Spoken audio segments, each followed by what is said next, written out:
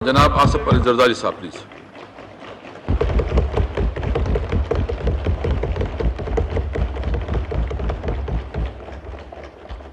بسم اللہ الرحمن الرحیم. جناب اسپیکر، پہلی بات تو میں یہ کرنا چاہوں گا کہ میں اس اسکواڈرن لیڈر حسن صادق کو، جو پاکستان کا پائلٹ ہے اور ہیرو ہے، جس نے انڈیا کا پلین مار گرایا، اس کو خراج تحسین پیش کرنا چاہوں گا.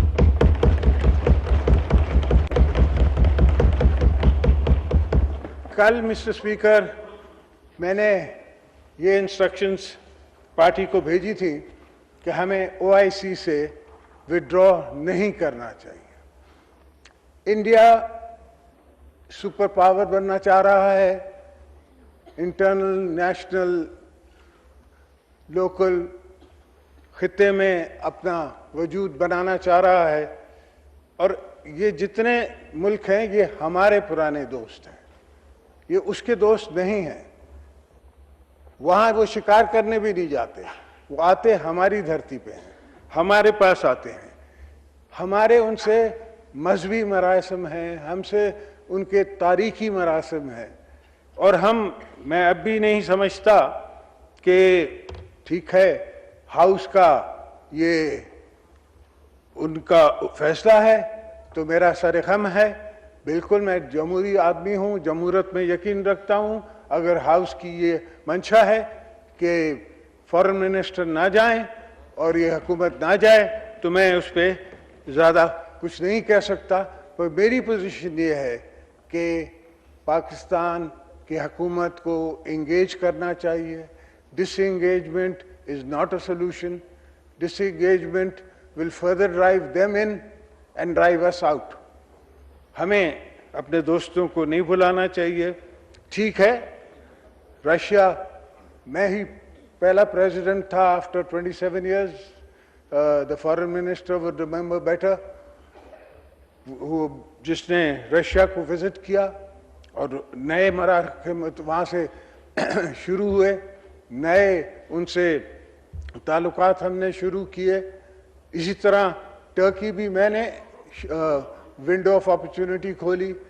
چائنا کو economic development from the old relationship ہم نے شروع کیا.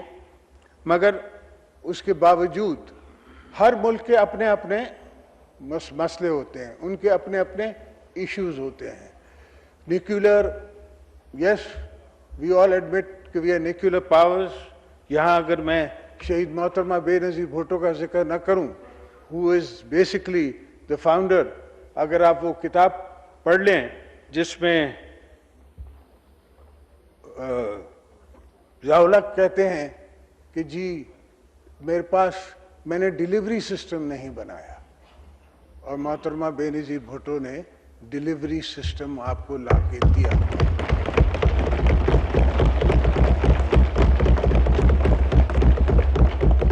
نیوکلیئر ٹیکنالوجی اور ناٹ ہاتھوں سے تو نہیں پھینکی جا سکتی تھی. It has to go through some kind of technology. اور پاکستان کی اس وقت جو سینٹیمنٹس ہیں، جذبات ہیں، ہماری قوم جذباتی ہے، ہم جذباتی ہیں، ہم سب جذبات سے سوچتے ہیں. اور وارز جو ہیں وہ لڑی جاتی ہیں، نیشنز لڑتی ہیں، صرف آرمیز نہیں لڑتی. تو جہاں تک وہ پوزیشن ہے، اگر وہ بات ہے تو پوری قوم ہمیشہ تیار ہے. مسلمان کا پہلا فرض یہ ہے کہ وہ جنگ کے لیے تیار رہے. پاکستانی قوم اپنے دوستوں کے ساتھ، اپنے بھائیوں کے ساتھ، اپنے فوجیوں کے ساتھ مقابلہ کرنے کے لیے تیار ہے، مگر وہ لاسٹ ریسورٹ ہے، وہ فرسٹ ریسورٹ نہیں ہے. یہ ایڈونچرزم جو ہے یہ مودی صاحب کا اپنی الیکشن کے لیے تھا، وہ بیک فائر ہو گیا. یہ اللہ کے کرم سے ہوا. کہ میں مولا کا کرم سمجھتا ہوں، اللہ کا کرم سمجھتا ہوں کہ اللہ نے ہمیں اس میں سرخرو کیا، اور we have managed to come out of it with dignity. اور इस डिग्निटी को we should keep hold. We should not squander it. We should not waste it. The release of the pilot, I welcome again. I welcome your move to release the pilot. I think it is definitely soft diplomacy, which is the need of the hour. You should utilize that factor, and that will give you a better image in the world. Because जहाँ वो हमें paint करना चाह रहे हैं as a terror state, वहाँ हम उनको बताना चाह रहे हैं कि हम नॉर्मल स्टेट हैं, हम डेमोक्रेटिक स्टेट हैं, हम सिविलाइज स्टेट हैं. ये आफत हमारे अंदर है, हमारे मुश्किलों का एक मुश्किल है. ये मुश्किलात भी इंटरनेशनल पॉलिटिक्स की वजह से बने हैं, और वो एक तवील बहस है जिसमें मैं इस वक्त नहीं जाना चाहता. इस वक्त मैं अपने आप को महदूद रखना चाहता हूँ इस बात पे कि हम अपने में आपस में हम दोस्त मिल के और सराउंडिंग बॉर्डर्स पे, सराउंडिंग नेशंस में जो हमारे हमसाए मुल्क हैं उनके साथ ताल्लुकात और बढ़ाएं, उनके साथ ताल्लुकात इतने बढ़ाएं कि वो हमारे साथ साथ खड़े हों किसी भी मुश्किल वक्त में. हमने अपनी हुकूमत में इस किस्म के हालात पैदा किए थे. यही वाकया, इस किस्म का वाकया, या इसे कहें कि इससे बड़ा वाकया एक बॉम्बे का हुआ था. उस ज़माने में कुरैशी साहब हमारे फॉरेन मिनिस्टर थे. इनको याद होगा कि बॉम्बे वो इंडिया CNN के लिए एक हफ्ता उसको जलाता रहा और हम पे प्रेशर डालता रहा.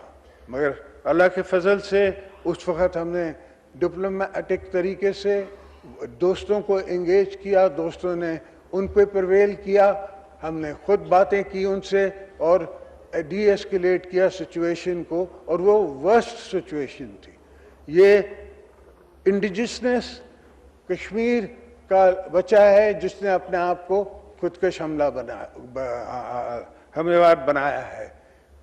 तो उस केस में और इस केस में मुश्किल फ़र्क था, और उसके बावजूद हमने stem the issue in the बड, और हमने उस वक़्त कॉन्डोलीसा राइस थी अमेरिका में. मैंने खुद उससे बात की, खुद उन सब को लेके अपने साथ मैं आगे चला, और the Indians who were also then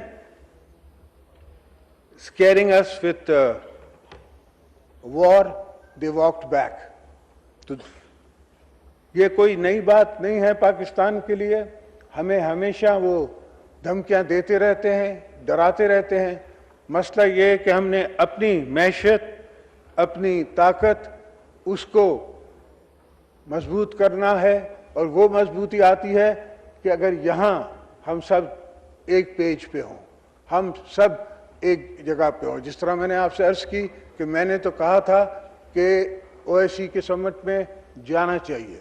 दोस्तों का ये फैसला है कि नहीं जाना चाहिए, तो I have no other position but to accept the majorities verdict of not going.